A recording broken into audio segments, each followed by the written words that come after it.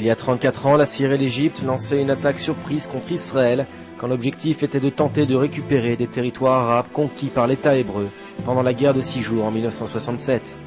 En juillet 2006, la mort de 8 soldats et l'enlèvement de 2 réservistes par le Hezbollah plongeaient Israël au cœur d'une guerre contre le mouvement terroriste chiite. En 1973 comme en 2006, les services israéliens du renseignement ont échoué dans leur mission d'analyse de la situation, ignorant parfois des informations vitales. Dans le cas de la guerre de 1973, le politique comme le militaire faisaient encore preuve d'euphorie suite à la victoire éclair de 67. Et les manœuvres militaires gigantesques menées à la frontière par l'Égypte ne furent pas comprises comme une préparation à la guerre. L'ancien officier du renseignement militaire, le général de brigade Efi Lapid, est revenu pour InfoLive TV sur ces dysfonctionnements. When we speak about the Yom Kippur War, which occurred 34 years ago, we see the map of the Mediterranean and Arab map, which doesn't include Israel like the Arabs do. It was 1973, 6 years after the 67 war, 6 years of euphoria of the Israeli society and the Israeli establishment, including the military system. And the feeling was that at least the leader of Egypt, late Anwar Sadat, was a weak leader. And a weak leader, according to the assessment that was at that time, will not initiate any war against Israel, especially after he threatened Israel in 1971, 1972, and nothing occurred. So we thought that a war is not on the agenda of the Arabs, especially not of the Egyptians at that time. In Israel, the Prime Minister was Golda Meir, Minister of Defense, very experienced Minister Moshe Dayan, once again after being the Minister of Defense in the Six-Day War, and Chief of Staff, relatively new, David Elazar, Dado, and the Head of Intelligence, Major General Eli Zeira. At 2 o'clock in Yom Kippur, war started in the 2 arenas, in the Egyptian front and the Syrian front. It was a very, very bitter war with more than almost 3,000 killed soldiers. This was a war between Israel and the 2 armies of Egypt and Syria. This was totally different from the war in a year ago with the terrorist groups who were not commands like the Egyptians and the Syrians. So of course the difference is also not only from verbal point of view, but it meant that Israel could use all weapons in ground forces, navy and air force and anti-aircraft missiles in order to achieve the goals of the war. As I said, it was a very bitter war, but it ended with a relatively success of the Israeli defense forces. While we were 100 kilometers from the capital of Egypt, from Cairo, and we were also in the Golan Heights near the capital of Damascus, the capital of Syria. As you said, the intelligence at that time pointed to the probability of a war breaking out as being fairly low, even though there were large sort of exercises being conducted by Egypt and the Syrians. Now, if I'm not mistaken, also Jordan's King Hussein also alerted Israel to the fact that they are going to launch a war, and his warnings weren't taken seriously, also by the intelligence community. How can you explain that? It's a tragic situation to see so many officers of the Israeli intelligence sitting together day after day. It was not one day of a meeting and all the information was discussed. It was a daily discussion and a daily analysis of the information, including the information that came from King Hussein. And we think that the only definition we can say it's a mental block. Because when we check now the information, a reasonable person, even not experienced and not an expert, should immediately say that these indicators show that a war is going to War is break. brewing. Yeah. Depuis le retrait du Liban en mai 2000, le Hezbollah n'a eu cesse de se préparer en vue de son objectif principal, la guerre avec Israël, en amassant des quantités d'armes, en renforçant ses défenses, en construisant un réseau de bunkers et en acquérant des milliers de missiles de courte et longue portée. Des années de préparation sous le nez d'Israël, prouvant l'échec des services du renseignement. Lorsque la guerre a éclaté, les troupes israéliennes ont reçu des informations cartographiques erronées, rendant le combat sur le terrain particulièrement compliqué. Et si la guerre de 73 ne ressemble pas à celle de 2006, force est de constater que dans les deux cas, le renseignement a montré des dysfonctionnements graves, aux conséquences que nous connaissons.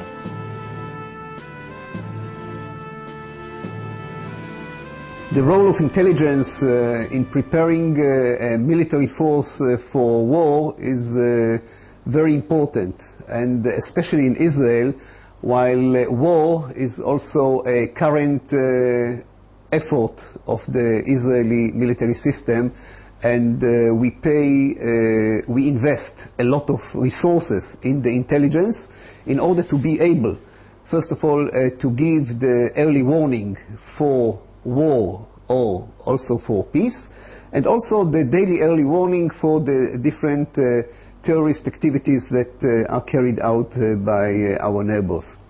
A year ago, in July 2006, one Israeli soldier was kidnapped in Gaza Strip, and a few days after, another two reserve soldiers were kidnapped by Hezbollah in the Lebanese arena. Israel, with a new leadership, a new prime minister, a new minister of defense, relatively new chief of staff, decided that we cannot give up. We cannot see again a situation like was in September year 2000, when 3 Israeli soldiers were kidnapped and there was no military response from Israel. So within 24 hours, Israel initiated a war. The situation that we faced after 34 days of bombing and firing rockets by Hezbollah was totally different from the preparation that we thought should be in such a case. This was a war which caused big troubles and big damage to the Israeli home front. And it was more a war in the home front than in the military front of South Lebanon. So this is one of the big changes. I relate afterwards to Yom Kippur War. The role of intelligence in such a case, like the Second Lebanon War, was first on the strategic level, saying what are the intentions of the leaders of Hezbollah, and second, on the tactical level, to know where are the different sites where the rockets are fired from. And since we speak about capability of intelligence of seconds or sometimes only minutes, this is a very sensitive and problematic situation. We were prepared with the basic picture of the infrastructure of Hezbollah in South Lebanon. We were not able to give the pinpoint of the sites of the rockets real time. I think that to conclude the aspect of intelligence in the Second Lebanon War, we can say that the intelligence gave quite a good picture of the strategic level of Hezbollah, knowing where are the commands, where are the sites of the strategic rockets, and they were bombed immediately within 2 days. You're talking about the long-range The long range, yes. the long-range rockets. We were not effective enough to know in real time, where are the sites of the rockets that fired many times a day toward the north of Israel, while 1 million Israeli citizens were in shelters. Au sortir des deux guerres, une commission a été mise sur pied dans le but d'examiner la nature des dysfonctionnements révélés au niveau du renseignement, mais également au niveau de la prise de décision au plan politique et militaire. We have to remember that when we fight against regular military systems like Egypt and Syria, it meant that all is open. We could bomb, we could fire, we could target every target, every mission that we thought. That was not the situation in Lebanon. In Lebanon, we were limited by our decisions, civil and military, political and military considerations, that we don't want to destroy Lebanon. La commission à Granat en charge des dysfonctionnements de 73, dans son rapport intermédiaire, a conclu que l'État hébreu et Tsahal ont sous-estimé la nécessité de se préparer à la guerre, mais également que le passé militaire de Moshe Dayan, alors ministre de la Défense, ne pouvait être pris en compte et qu'il devait être jugé en tant que civil et non en tant que soldat.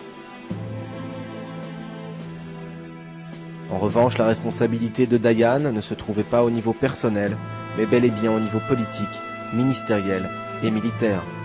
Dayan présenta alors sa démission au Premier ministre Golda Meir, qui la rejeta. La commission à Granat pointa un doigt accusateur en direction du militaire et exigea la démission du chef d'état-major d'alors, David Elazar. De son côté, Golda Meir endossa l'entière responsabilité de l'échec de 73 et quitta ses fonctions le 11 avril 1974.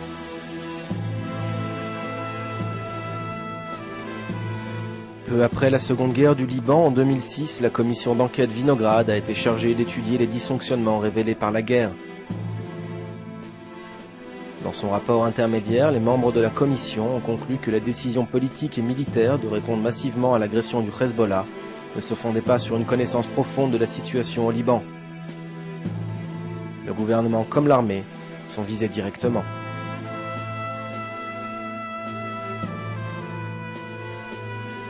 Le Premier ministre Ehud Olmert, le ministre de la Défense d'alors Amir Peretz et le chef d'état-major Dan Khaloutz sont personnellement mis en cause par le rapport.